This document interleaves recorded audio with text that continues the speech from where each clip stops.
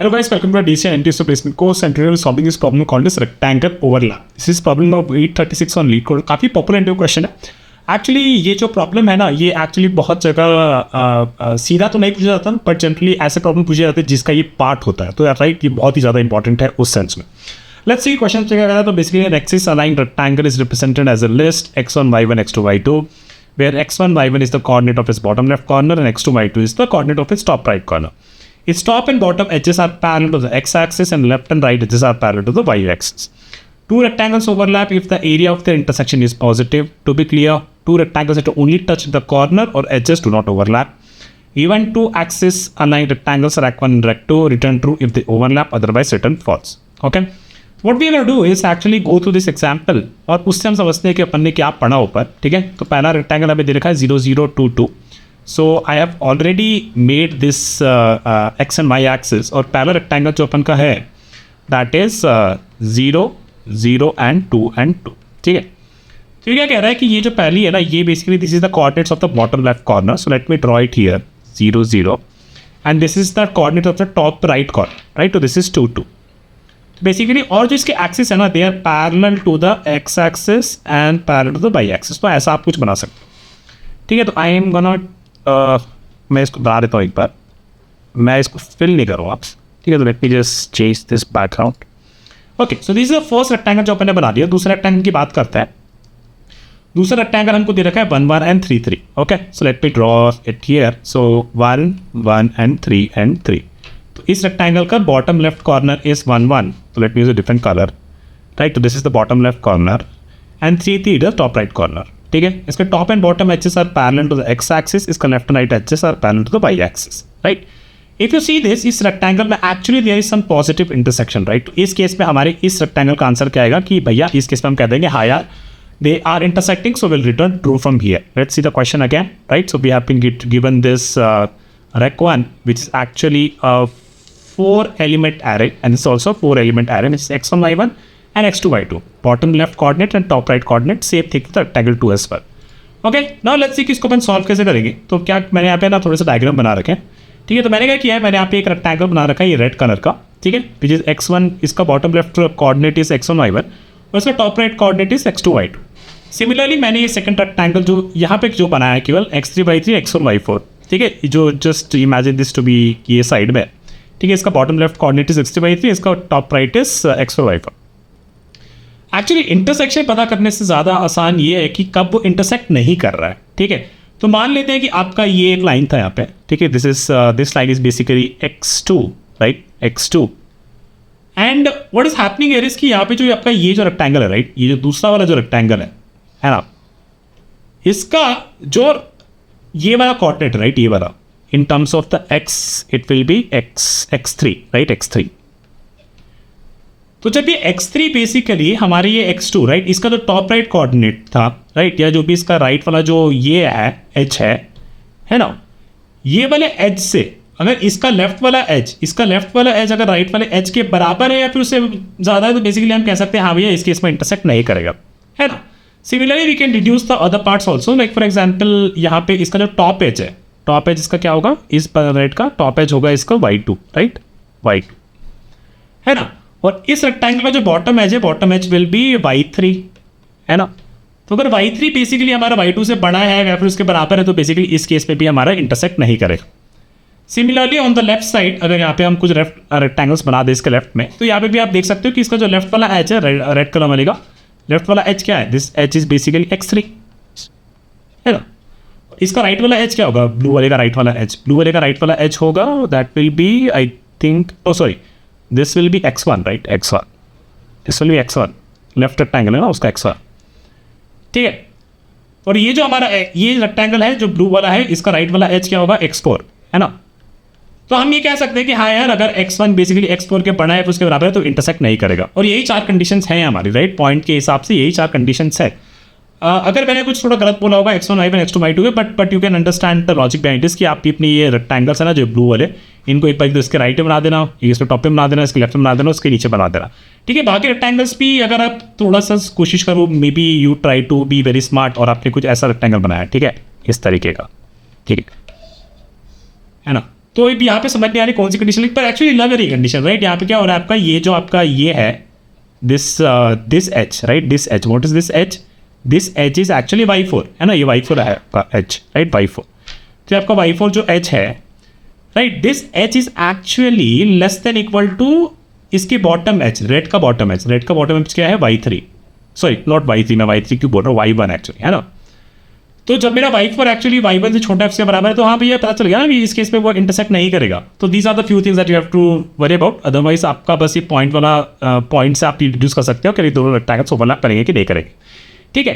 तो हमें बस ये देखना है कि हाँ यार इस केसेस में जब वो ओवरलैप नहीं कर रहे हैं, ठीक है, तो हम फॉल्स रिटर्न करते जाएंगे, और जैसे ही और जब ये सारे नॉन ओवरलैपिंग कंडीशन हमने करती होगी तो फाइनली हम ट्रू रिटर्न कर देंगे, ठीक है। This is about that. So let me right this. So basically rectangle 1 का x1 is equal to rec 1 का 0, ठीक है, इसके कोऑर्डिनेट्स अपन लिख लेते हैं ताकि ईजी लगे समझने में। फिर रेक्टेंगल 1 का y1 is equal to rec 1 of 1, है ना, ये उसका y बॉटम लेफ्ट कोऑर्डिनेट हो गया। फिर r1 का what is that, x2 is equal to rec 1 of 2, ठीक है, this is now the top right coordinate. And then r1 y2 is equal to rec 1 का 3, ठीक है। And similarly we can write it for the rec 2 as well. तो मैं इसको ये copy कर लेता हूँ, यहाँ पे अपन पेस्ट कर, ठीक है। तो यहाँ पे बस अपन चेंज करते जाएंगे, this is r2, this is r2, this is r2 and this is r2, right, and this is rectangle 2, rectangle 2, rectangle 2 and rectangle 2, okay। so the first thing is कि चलो उस कंडीशंस पे हम लोग जाते हुए देखते हैं। पहला था हमारा ये वाला, राइट, ये दिस वाज x3, है ना। If x3 is actually greater than equal to this h, right, अगर ये h के बड़ा है फिर उसके बराबर है, तो हमें ये भी दे रखा था, राइट, इंटरसेक्शन के बारे में दे रखा था। Two rectangles overlap if the area of intersection is positive. To be clear, two rectangles only touch at the corner edges, they do not overlap, ठीक है ना। तो इसीलिए मैं कह रहा हूँ कि जब हमारा यहाँ पे x3 बेसिकली x2 से बड़ा है, या फिर ये h बेसिकली इस h के ऊपर है या फिर उसके बाद है, तो इस केस में बेसिकली हम कह देंगे कि भैया हाँ ठीक है, इस केस में ओवरलैप नहीं करेगा। So basically this case is x3 is greater than equal to x2, right? So x3 is what? x3 is this one, right? r2 x1. So r2 x1, if this is greater than equal to r1 x2, right? This is the x2 part. So r1 का top का x coordinate. So this will be r1 x2. If that is the case, then we can return यहाँ से, हम यहाँ से return कर सकते हैं कि false, ये overlap नहीं करेंगे, ठीक है। And then let's talk about the other cases. इस केस में हमारा बेसिकली ये वाली एच जो है इसकी bottom edge, right, bottom edge is y3। If y3 is greater than equal to y2, तो इस केस में भी ओवरलैप नहीं करेगा। Let's write that also. So what we said, y3, right, y3 is basically r2 y1, r2 y1, this is greater than equal to r1 y2, then in this case also we can return false, ठीक है। let's talk about other case। इस case में basically हमारा क्या हो रहा है, ये जो राइट ये वाला h है, right, this h is what, this h is basically x1, है ना। if x1 is actually greater than equal to this h is x4, if x1 is greater than equal to x4, तब भी हम false कर देंगे। x1 क्या है हमारा, x1 is basically r1 x1। so if r1 x1 is greater than equal to r2 x2, then in this case also we can return false, right। और एक लास्ट केस हमारा नीचे वाला बच गया, दिस केस, जहाँ पे बेसिकली हमारा ये जो है, right, this edge is what, this edge is basically y4, right. if y4 is less than equal to y1 which is red rectangle का, right, if y4 is less than equal to y1, तो इस case में हम first कर देंगे। so y4 is r2 y2, if that is less than equal to r1 y1, then in this case also we can return false, ठीक है, and otherwise we will return true from here। let's run this, and it works, it submits this and it works, ठीक है। तो मैं इसको यार debug नहीं करूँगा, या आप इसको कर सकते हो, दिस इज वेरी सिंपल। हमने बस ये नॉन ओवरलैपिंग वाले केसेस पहले लिख दिए, वो सारे नॉन ओवरलैपिंग केस अपन ने कवर किया। Finally we are returning true, basically saying कि अगर ये सारे नॉन ओवरलैपिंग वाले केसेस कवर कर लिए तो ट्रू रिटर्न करे, तो इसका मतलब ओवरलैपिंग वाला केस भी यहाँ पे हमने कर दिया, ठीक है, तो इसकी time complexity page complexity will be constant, so nothing to write here, so this will have time complexity as constant and also space complexity as constant. Okay, so this was the first approach and I also want to talk about the second approach, so उसके बारे में हम बात करते हैं. Let me just copy this here.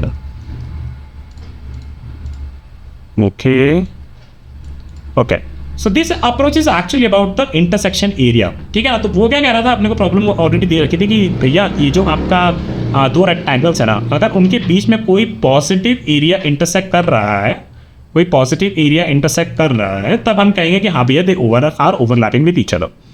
And when will this happen, right, when will the area intersecting area will be positive और basically greater than zero.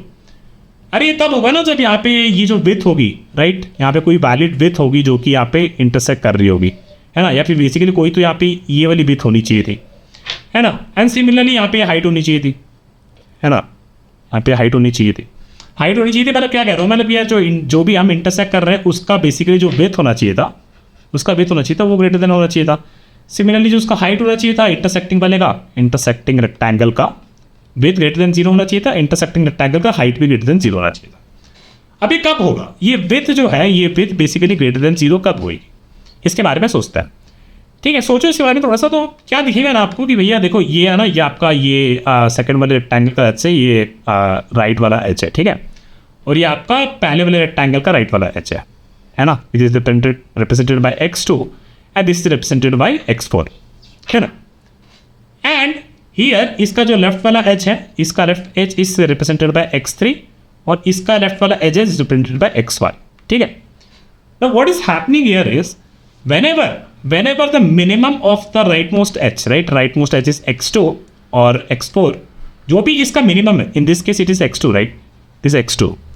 अगर ये बंदा एक्चुअली हमारे इसके लेफ्ट वाले एज में से जो भी बड़ा है, लेफ्ट वाले एज से जो भी बड़ा है, which is in this case x3, right.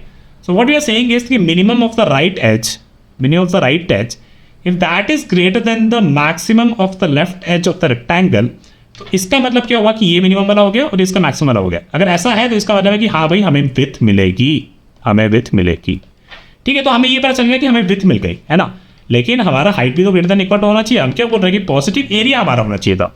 Same और लॉजिक यहाँ पे भी अप्लाई हो जाएगा, है ना. जब हमारा basically minimum of this will be actually y2, right, and this will be y3 and this will be y1 and this will be y4, है ना. Now here what we are saying कि यार जब भी अब देखो इस केस में again minimum of the top edge, है ना, minimum of the top edge, if that is greater than the if that is actually greater than the maximum of the bottom edge, है ना, maximum of the bottom edge, जिस case में क्या हो जाएगा, ये वाला हो जाएगा, है ना. If that is greater than the maximum bottom edge, तो इसका मतलब है कि हाँ भाई यहाँ पे इंटरसेक्शन हो रही है, और वो इंटरसेक्शन कौन सी है, वो इंटरसेक्शन ये वाली है, हाँ, this is that intersection. Okay, तो बस हमें इतना ही चेक करना था. Let's do this. So this time actually मैंने ये वाला कोड लिखे थोड़ा सा गंदा कर दिया था. मैं इस बार x1 y1 से ही लिखा दूँगा, ठीक है. तो I'll write this edge this is x1 and this is y1 and this is x2 and this is y2, ठीक है. And this is x3, this is y3 and this is x4 and this is y4, ठीक है. तो all we have to do is now हमें बस एक ही condition लिखनी है, which is basically return math dot max of, right, right most edges कौन से हो जाएंगे, x2 हो जाएगा और हमारा राइट मोस्ट एज क्या हो जाएगा, x4 हो जाएगा, ठीक है. तो इनका जो मिनिमम होगा, right, which is right most edges मतलब x2 और x4 का जो भी मिनिमम होगा, है ना, that should be actually greater than the math dot max of what do you call the left most edge, right. तो left most edge is x1 and x3. So ये हमें ये बताएगा कि हाँ यार इसका मतलब अगर ऐसा है तो इसका मतलब ये कोई पॉजिटिव विड्थ हमें मिल रही है ना. बट पॉजिटिव एरिया के लिए हमारे पास क्या होना चाहिए था, पॉजिटिव एरिया के लिए हमारा हाइट भी बेसिकली इंटरसेक्टिंग हाइट भी ग्रेटर देन जीरो होना चाहिए था. So we can say that math dot min of y2 and y4 which is the top edges of both the rectangles, this should be greater than equal to the math dot max of y1 and y3, है ना. तो let's run this and it works. Let me submit this and this also works, right? So the important thing that you have to remember for this code is कि भैया आप ना इसको left और ये एजेस के हिसाब से सोचो, ठीक है ना. ये एज आपका कौन सा हो गया, ये एज आपका हो गया x4, है ना, बिकॉज इसमें तो y तो केवल y बदल रहा है ना, x तो कांस्टेंट, ये x4 and this is the right edge, right. ये भी ये इस रेक्टेंगल का राइट एज है. जब भी इंटरसेक्टिंग होगा, जब भी विथ हमारी इंटरसेक्ट तब होगी, है ना, विथ हमारी इंटरसेक्ट तब होगी जब इन दोनों के रेक्टेंगल का एजेस है, राइट. इन दोनों के रेक्टेंगल का जो राइट वाला एज है उसमें से कोई एक राइट एज यहाँ आके बैठेगा, है ना, और जिनके इन दोनों रेक्टेंगल के लेफ्ट एज है वो कहीं यहाँ पे आके बैठेगा, है ना. तो बस ये जो चेक करना है कि इसका जो मिनिमम हो गया x2 और x4 का, वो बेसिकली ग्रेटर देन होना चाहिए था इन दोनों के मैक्सिमम का, तब बेसिकली हमें कुछ विथ मिलेगी intersecting, right. And same thing you can conclude for the height thing as well. Okay, so this is was another approach. And इसकी टाइम कॉम्प्लेक्सिटी की बात करें तो टाइम कॉम्प्लेक्सिटी यहाँ पे हमारी कांस्टेंट ही रही, कुछ भी अपन ने नहीं किया. स्पेस कॉम्प्लेक्सिटी यहाँ पे कांस्टेंट रही. Okay guys, so that's it for this video. I will see you with another video very soon. Bye.